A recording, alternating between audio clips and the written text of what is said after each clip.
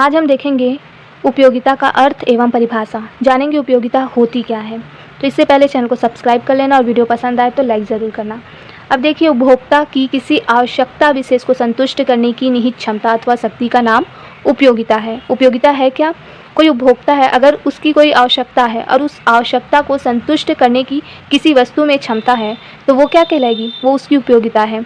और प्रत्येक पदार्थ में कोई ना कोई ऐसी विशेषता अवश्य निहित होती है। हर एक वस्तु या हर एक पदार्थ में ऐसी विशेषता अवश्य निहित रहती है जिसके कारण क्या करता है? उपभोक्ता उसकी मांग करता है।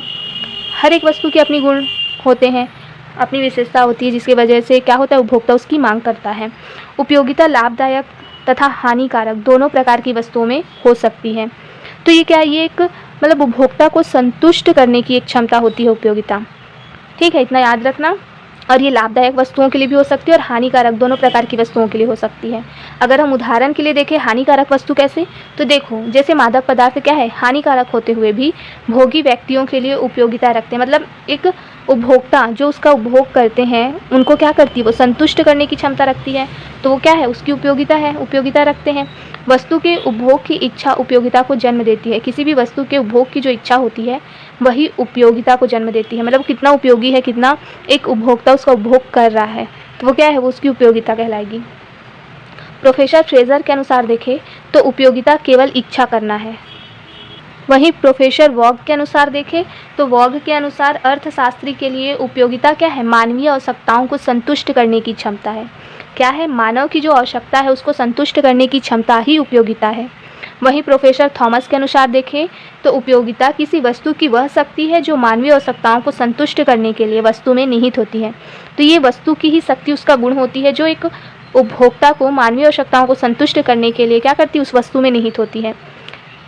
तो ये उसकी अर्थ और उसके परिभाषा हो गए। अगर हम उसके विशेषताओं को जानें तो देखो आगे विशेषताएं क्या दी गई हैं। देखो, पहली विशेषता दी गई है मनोवैज्ञानिक धारणा। तो उपयोगिता का कम या अधिक होना उपभोक्ता की मानसिक दशा पर निर्भर करता है। किस पर निर्भर करता है? मानसिक दशा पर, है ना।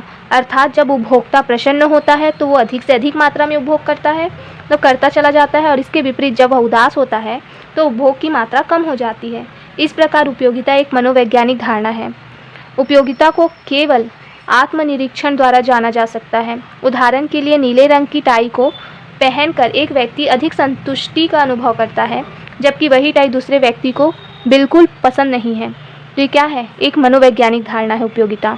दूसरा क्या है? व्यक्तिपरक। व्यक्तिपरक कैसे है? तो उपयोगिता व्यक्तिपरक होती है, जो अलग अलग व्यक्तियों के लिए अलग अलग होती है। हर व्यक्ति की पसंद एक जैसी नहीं है, तो हर वस्तु में वो क्षमता नहीं होती है जो प्रत्येक व्यक्ति को क्या कर सके? संतुष्ट कर सके। इसलिए इसमें कहा गया है कि अलग अलग व्यक्तियों के लिए अलग अलग होती है उपयोगिता। एक ही वस्तु की उपयोगिता सभी वस्तुओं के लिए एक समान नहीं होती। उदाहरण के लिए विलासिता की वस्तुएं जैसे कि एसी, सोफ़ा आदि की उपयोगिता जितनी धनी वर्ग के लिए उपयोगी है उतनी निर्धन वर्ग के लिए नहीं है। अब देखो, तीसरा क्या है? सापेक्षिक विचार। क्या है ये सापेक्षिक विचार? तो उपयोगिता का विचार सापेक्षिक है। क्या है? सापेक्षिक है। क्यों है? क्योंकि उपयोगिता समय और स्थान के साथ बदलती रहती है ना। समय और स्थान, अलग अलग स्थान में हम अलग अलग चीज़ें क्या करते हैं? इस्तेमाल करते हैं, तो क्या करती है? समय और स्थान के साथ बदलती रहती है। जैसे कि देखो, गर्म कपड़ों की जाड़ों में जितनी उपयोगिता है वह उपयोगिता गर्मी में कोई महत्व नहीं रखती। तो गर्म कपड़ों की उपयोगिता कब बढ़ जाती है? जाड़ों में बढ़ जाती है, गर्मी में उसका कोई महत्व नहीं रह जाता। अब देखो अगला क्या है? अनुमानित संतुष्टि। तो उपयोगिता का अर्थ अनुमानित संतुष्टि से लिया जाता है, ना कि वास्तविक संतुष्टि से, क्योंकि अनुमानित संतुष्टि उपभोग की तीव्रता से संबंधित होती है, जबकि वास्तविक संतुष्टि का तात्पर्य वास्तविक रूप से अनुभव की गई संतुष्टि से होता है। तो ये क्या है? अनुमानित संतुष्टि भी इसको कह सकते हैं। नैतिक मूल्यों से अप्रभावित। उपभोक्ता नैतिक मूल्यों से प्रभावित नहीं होती। उपयोगिता है वो क्या होती है? नैतिक मूल्यों से प्रभावित नहीं होती। यदि किसी व्यक्ति विशेष को किसी सामाजिक कुकृत्य जैसे चोरी, डकैती, हत्या आदि कार्यों से उपयोगिता मिलती है, तब यह कार्य और इन कार्यों में प्रयोग होने वाली वस्तुएं उस व्यक्ति के लिए उपयोगी है। मतलब ये है कि किसी भी व्यक्ति को किसी भी वस्तु या कोई भी कार्य करने में जब अगर संतुष्टि हो रही है, किसी भी वस्तु का उपभोग करने में संतुष्टि प्राप्त हो रही है, तो वो उसकी उपयोगिता कहलाएगी, है ना। तो बस क्या है? मनुष्य को संतुष्ट करने की जो क्षमता है किसी वस्तु में, वो उसकी उपयोगिता कहलाएगी। इतना याद रखिएगा। और अगर इसकी विशेषताएं अगर आप जानना चाहें तो बता देती हूँ। देखिए, इच्छा की तीव्रता का फलन। क्या है? इच्छा की तीव्रता का फलन। उपयोगिता इच्छा की तीव्रता का फलन है।